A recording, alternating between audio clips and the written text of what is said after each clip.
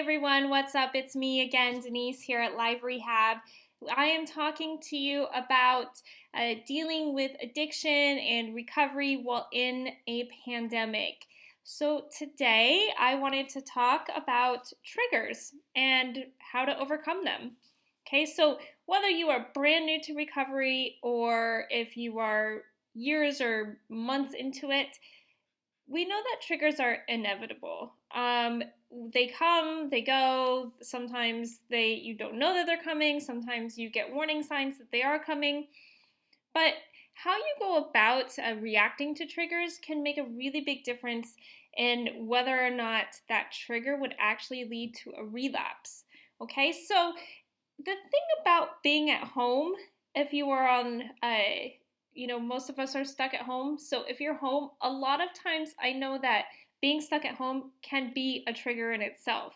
If you don't have anywhere to go, if you're feeling, kind of cooped up and your normal, regular coping skills and ways to overcome triggers might be shut down immediately because of things like, for example, not being able to go to the gym, if going to the gym helps you overcome a trigger, or not being able to go for a walk outside. I know that some of us are in different stages of this lockdown, so some of us may be able to go outside, and some of us are like actually stuck inside and can't leave. So it just really depends on where you're located. But where I am, we do get one government approved outing a day, some sort of exercise as long as we're socially distancing. So we still have that, but I'm sure as time goes on, some stricter measures are going to be put in place.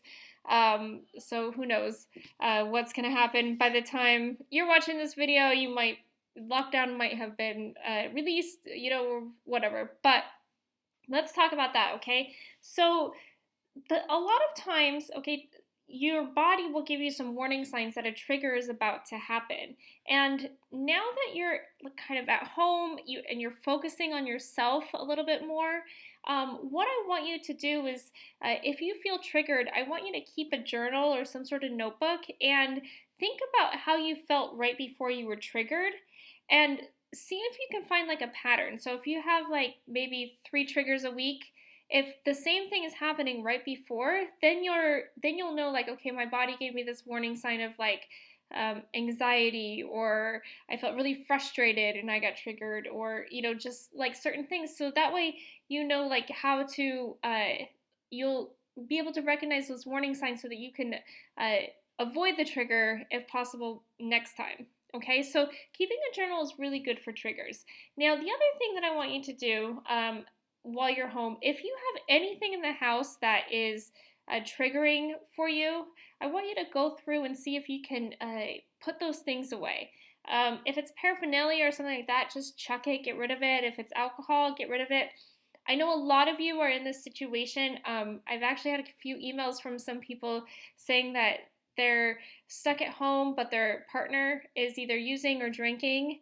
And being stuck at home is a huge trigger because what can you do, right? If you're stuck at home and the other person is in the other room, that's really difficult because in the past, you've been able to get out and maybe go to work or do all these things, and then you kind of deal with it at home, and it's not 24/7, but now it might be 24/7. So if your partner is triggering you, it's going to be really hard, but I want you to think of like how you can find space in your house or in your home to kind of separate yourself from them during those triggering moments.